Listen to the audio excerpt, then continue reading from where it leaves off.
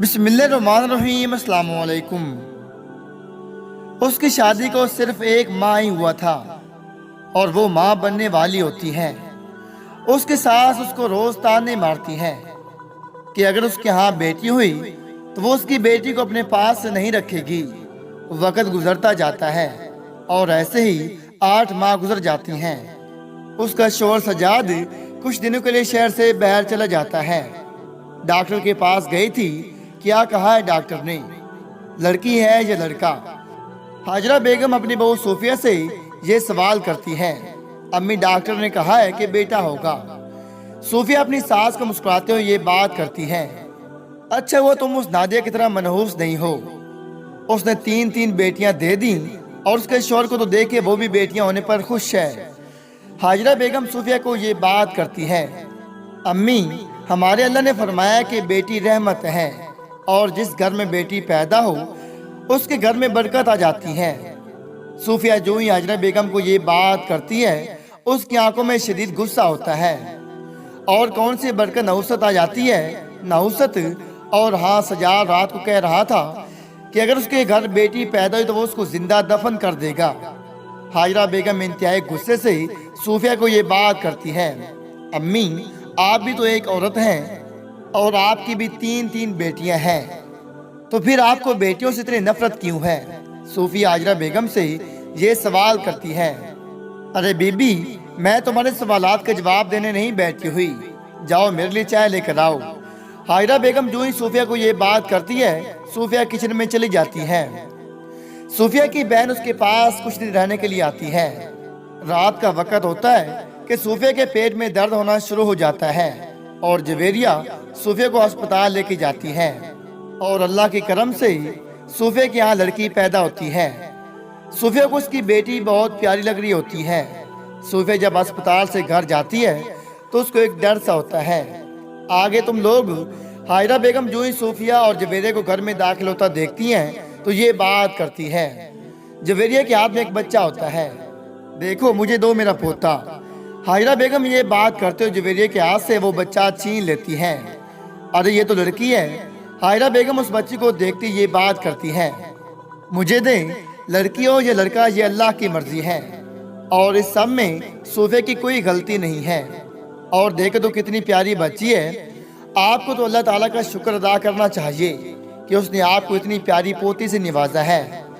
जवेरिया बच्ची और सूफे को लेकर कमरे में चली जाती है। करती हो बात सजाद से कि आए और उस लड़की को ठिकाने लगाएं। हाजरा बेगम अपने आप से ये बात करती है। एक हफ्ता गुजर जाता है और आखिर सजाद वापस आ जाता है। अम्मी, मैं चाहता हूँ कि मेरे आने की खबर किसी को भी ना मिले। आप जाएं अभी और इसी वक्त उस लड़की को ले आए और मैं किसी को दे आता हूँ। सजाद हाजरा बेगम को ये बात करता है और वो उसी वक्त रात के 12 बज रहे होते हैं। हाजरा बेगम सोफे के कमरे में जाती हैं। सूफिया और जवेरिया सो रही होती हैं और सोफे के बच्चे उसके पास ही सो रही होती है। हाजरा बेगम उस बच्ची को उठाकर बाहर ले जाती हैं। सजाद बहुत ही शदीद गुस्से में होता है। हाजरा बेगम वो बच्ची सजाद के हाथ में पकड़ा देती हैं। सजाद उस बच्ची को लेकर एक कमरे में चला जाता है और कमरे का दरवाजा बंद कर देता है। ऐसे में कमरे में से 5 मरतबा गोलियों की आवाज आती है। गोलियों की आवाज सुनकर सूफिया और जवेरिया की नींद खुल जाती है। वो दोनों बाहर की तरफ भागती हैं। वो देखती हैं कि हाजरा बेगम कमरे के बाहर खड़ी कांप रही होती हैं। उनका पूरा जिस्म कांप रहा होता है। ऐसे में सजाद कमरे से निकलता है। सूफिया सजाद के पास जाती है और कहती हैं कि आप कब वापस आए और कमरे से गोली चलने की आवाज क्यों आ रही थी? सजाद कोई जवाब नहीं दे पा रहा था। उसकी आंखों से आंसू निकल रहे होते हैं। सूफिया कमरे के अंदर जो ही दाखिल होती है तो उसी की बेटी खून में लथपथ पड़ी होती है।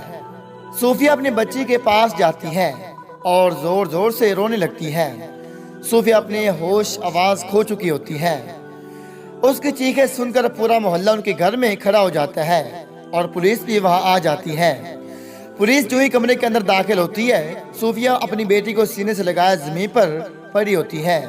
आप हमारी शक्ल क्या देख रहे हैं? पकड़ लें इसको, उसने इस धन्नी से जान को मारा है। इसने एक ने 2 कत्ल किए हैं। ये इंसानी जानवर है, जानवर जवेरिया रोते हुए पुलिस वालों को ये बात करती है। पुलिस वाले सजाद को पकड़ कर ले जाती हैं। कुछ वक्त में मीडिया वाले भी वहां पहुंच जाते हैं। सूफिया ये सदमा बर्दाश्त नहीं कर पाती और वो भी वहीं मर जाती है। पूरे मोहल्ले वालों की आंखों में आंसू होते हैं। हुकूमत ने सजाद को सजाए मौत देने का ऐलान कर दिया था। हायरा बेगम अभी तक अपने कमरे में बंद होती हैं। हायरा बेगम के सामने उस बच्ची का चेहरा होता है। वो चिल्ला रही होती है और उसके घर में कोई मौजूद नहीं होता। उसके कमरे में टीवी चल रही होती है और उसके सामने उसके बेटे को फांसी दी जा रही होती है। पूरी दुनिया सजाद को जूते मार रही होती है और गालियां दे रही होती है। हायरा बेगम वहीं पर अपने आप को आग लगाकर अपने आप को खत्म कर देती है। सही तो ये है कि सजाद अल्लाह ताला को क्या मुंह दिखाएंगे। उसने कुछ भी नहीं सोचा कि आखिरत वाले दिन वो क्या करेगा। दोस्तों, बेटियां अल्लाह ताला की रहमत हैं, लेकिन इसके बावजूद बहुत से लोग बेटियों की पैदाइश पर अफसरदा होती हैं और तरह तरह की बातें बनाते हैं। बाज़ औक़ात बच्ची की पैदाइश पर शोहर अपनी बीवी पर और घर के दीगर अफराद भी औरत पर नाराज होती हैं, हालांकि इसमें औरत का कोई कसूर नहीं है। हर अफराद इस बात से बहुत अच्छी तरह वाकिफ है कि बेटियां और बेटे दोनों ही अल्लाह के दीन हैं। इंसान के इसमें कोई अमल दखल नहीं। लड़कियों को कमतर समझना हमारे माशरे की कम इल्मी है। अक्सर बेटा पैदा होने पर लोग खुश इसलिए होते हैं कि बड़ा होकर दौलत कमा कर लाएगा, वारिस बनेगा, जबकि लड़की वारिस नहीं बन सकती। लेकिन एक लड़की सबसे ज़्यादा अपने वालिदैन को समझती है और उनका ख्याल रखती है। रसूलुल्लाह सल्लल्लाहु अलैहि वसल्लम का फरमान है कि जिनके यहाँ बेटियाँ हों, वालिदैन उनकी अच्छी तरबियत के साथ शादी करवा दें तो उनके वालिदैन पर जन्नत वाजिब है। लड़कियां वालिदैन के लिए दोज़ख की आग से बचाव की ढाल हैं। इस हदीस मुबारक में बेटियों और बहनों की हुस्न तरबियत और तहज़ीब की तालीम दी गई है और इस शख्स को जन्नत की बशारत है जो बेटियों या बहनों का कफील हो और फिर उनके हकूक़ अदा करे। अल्लाह ताला के नज़दीक ऐसे कफील ख्वाह वो भाई हों या बाप, दर्जा बहुत बुलंद है। अल्लाह ताला हम सब को अमल करने की तौफीक अता फरमाए। आमीन।